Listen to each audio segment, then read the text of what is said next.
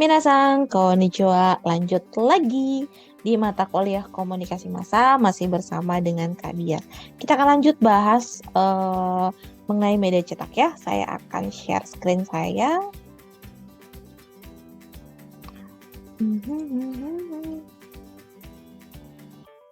Share.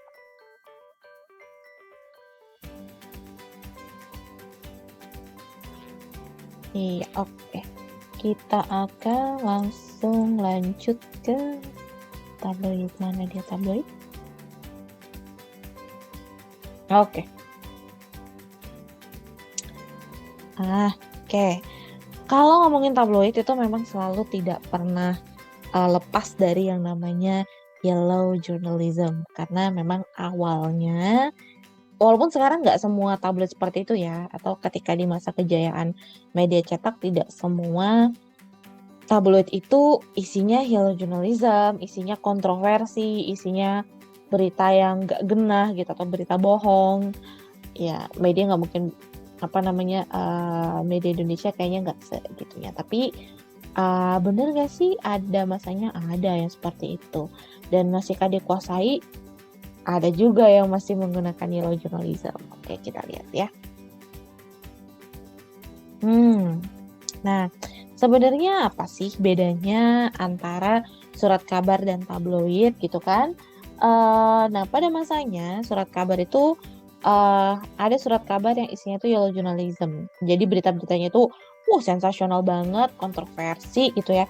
Isinya itu ada kaitannya dengan seks, pembunuhan, atau misalnya ngomongin tentang artis siapa, mempromosikan dirinya, atau cerita-cerita humanis yang nggak masuk akal gitulah ya. Nah, yang pada akhirnya yellow journalism itu selalu dikaitkan dengan si tabloid ini gitu. Nah, kalau tabloid itu sebenarnya dia tuh kayak perpaduan antara surat kabar dengan majalah. Mungkin dia bentuk cetakannya, ukurannya, atau isinya jenis kertasnya dan lain sebagainya hampir sama dengan surat kabar. Tapi kalau dia punya cover kayak magazine, kayak majalah ya. Kalau misalnya teman-teman lihat nih dari beberapa contoh yang saya taruh di slide ini gitu ya, judul-judulnya itu kan cukup kontroversi kan ya. Wow, my sex with Sally ends dead body gitu. Atau Ariel menikahi pacar pertama di penjara, tanda tanya kan. Itu kan membuat orang apa nih sensasional banget. Kayak ini adalah biasanya hal-hal yang ada atau muncul di dalam tabloid. Sorry. Kalau misalnya kita ngomongin nih tabloid sekarang masih bisa bertahan atau enggak, it's kinda hard buat tabloid untuk bertahan. Saya bahkan mungkin udah hampir tidak pernah melihat lagi ya tabloid dijual di pasaran gitu. Kalau misalnya teman-teman ada yang masih menemukan, monggo sharing ya. Terakhir yang saya lihat ya cuma si Bintang ini doang gitu. Oke. Sekarang kita pindah ke buku. Nah, buku ini adalah salah satu media cetak yang bisa dibilang paling bertahan di era transisi. Tapi kita kan sekarang masih era transisi ini ya. Kita belum semua media itu benar-benar pindah ke digital. Buku itu masih ada bentuk cetaknya. Kita masih transisi dari cetak. Astagfirullah. Maaf ya guys, kalian tahu kan saya masih minum obat. Masih minum obat flu, jadi ngantuknya itu loh nggak tahan. Oke, lanjut. Buku itu ya kita semua media itu masih ada di era transisi sekarang ya. Masih ada yang versi konvensional, masih cetak, dan ada yang sudah mulai beralih ke media digital. Oke, ini adalah 5 industri utama ketika kita mau ngomongin tentang buku. Ada yang namanya buku dagang, ya jadi itu adalah buku-buku yang fiksi, non-fiksi, biografi, ya buku yang dipasarkan secara bebas di toko buku gitu ya. Ada buku teks, ini adalah buku yang diterbitkan untuk siswa sekolah sampai ke mahasiswa. Ada buku keagamaan, ada buku pasar massa. Kalau buku pasar massa ini dia dijual di saluran yang lebih luas, bukan cuma di toko buku aja. Bahkan kadang-kadang penerbitnya tuh nggak jelas siapa gitu. Jadi ya udah ada aja gitu buku. Pernah kan mungkin, teman-teman lihat, eee, kalau zaman saya itu, saya nggak tahu sekarang masih ada apa nggak ya? Kalau dulu saya kuliah, saya kan naik bis, kadang-kadang suka ada yang jualan buku di dalam bis itu, tapi penerbitnya tuh cuma CV apa gitu. Jadi dijualnya secara bebas di pasaran, tidak lewat toko buku. Atau bahkan kita nggak tahu tuh beneran ada CV-nya atau ada PT-nya atau enggak, tapi tahu ada bukunya aja gitu. Yaitu adalah buku pasar massal. Lalu yang kelima, industri buku juga itu adalah buku percetakan kampus. Jadi buku-buku yang memang diterbitkan oleh kampus atau universitas yang isinya adalah materi-materi ilmiah.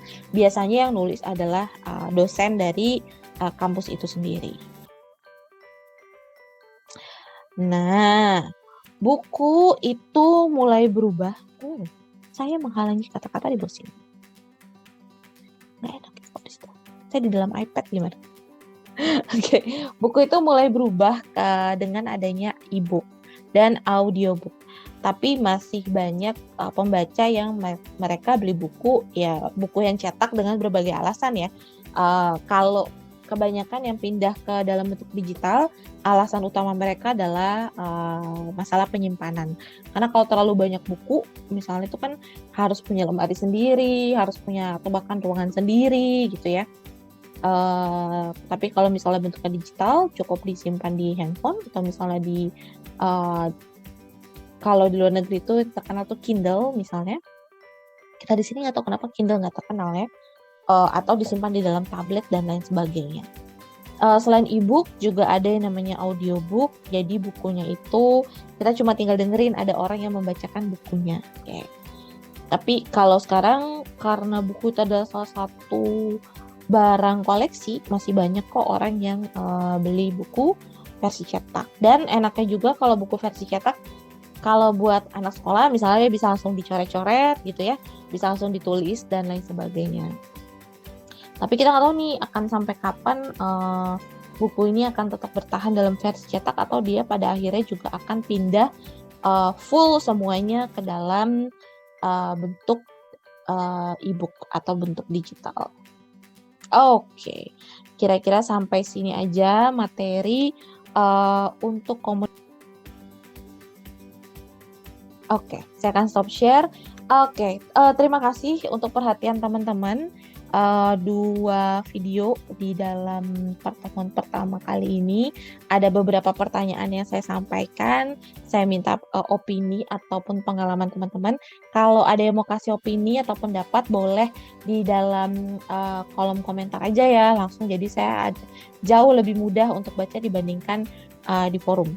Tapi kalau misalnya di forum mau bertanya lewat forum juga boleh-boleh aja. Nanti saya akan cek. Oke, terima kasih untuk perhatiannya. Semoga mudah untuk dimengerti, semoga mudah untuk dipahami. Jangan lupa kalau misalnya kecepatan, kalian bisa play ulang lagi videonya, bisa dengerin lagi, bisa dipelajari lagi. Ya, semoga teman-teman bisa paham tentang perkembangan media cetak. Oke, sampai ketemu di materi minggu depan. Dadah!